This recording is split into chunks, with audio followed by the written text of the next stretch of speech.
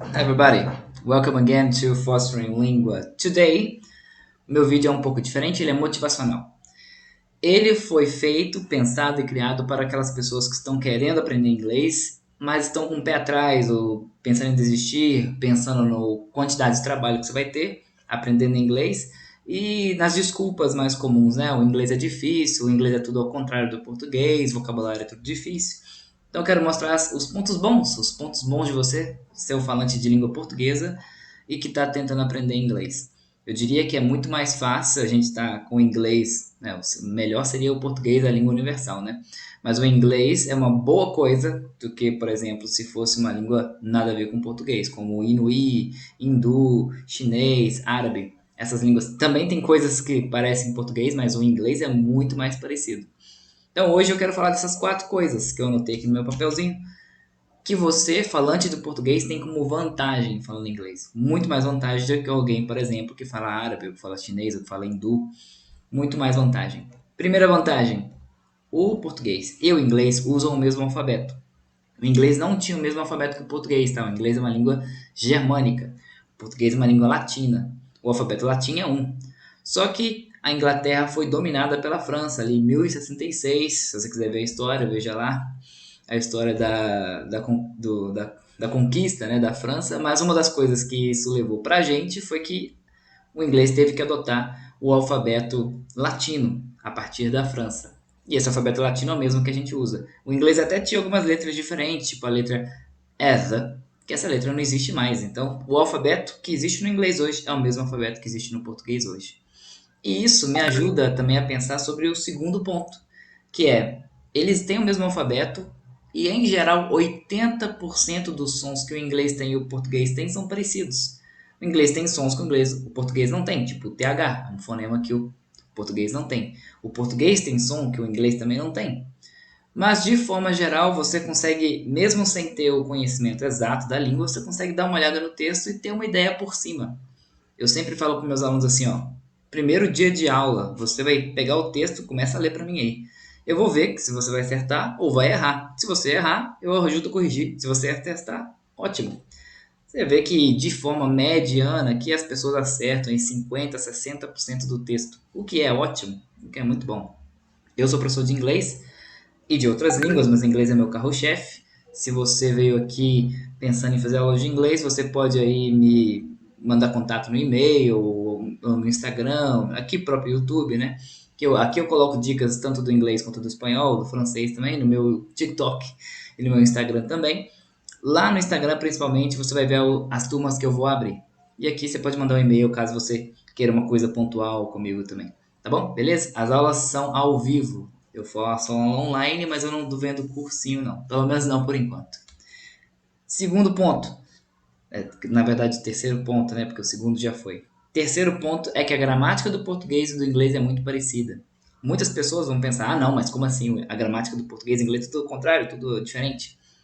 Se você for procurar a word order, né, a ordem gramatical do português e do inglês, você vai ver que eles são iguais. SVO.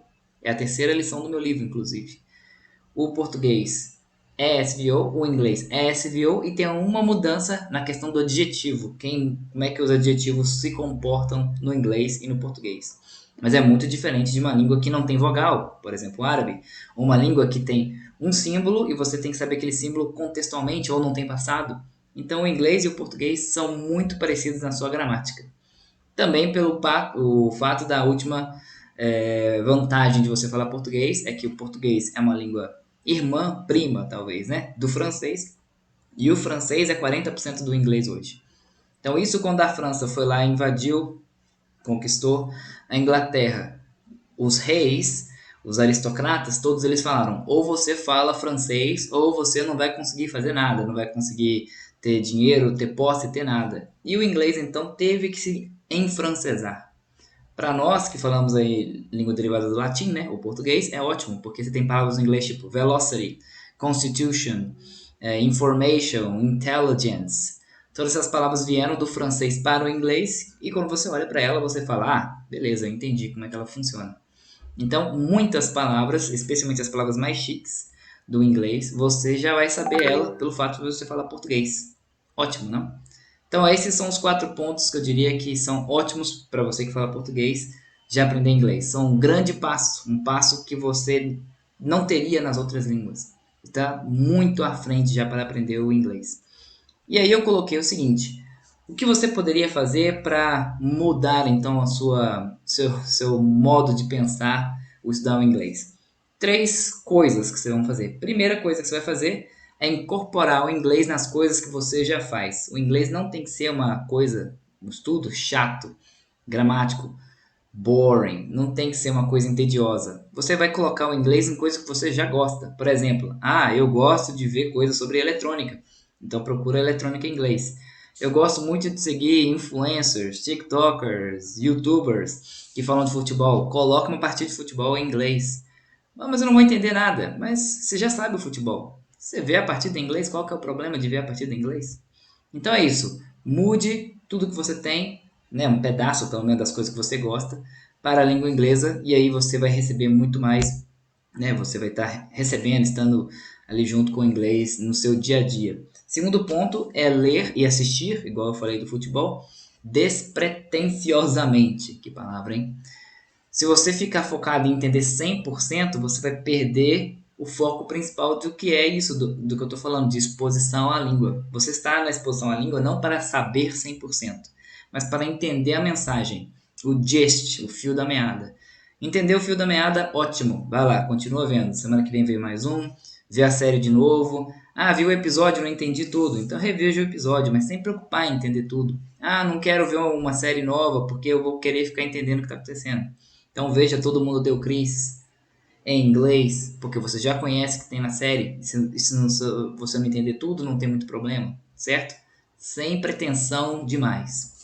E terceiro, shadowing. Shadowing é a técnica de falar sozinho. Eu faço essa técnica o tempo todo, com francês, com espanhol, com chinês.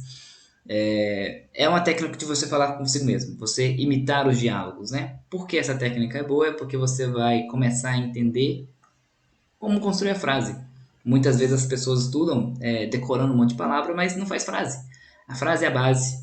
E o meu curso ele é baseado no funcionalismo que tem isso como premissa. Só existe significado dentro de frase. Fora de frase não existe significado.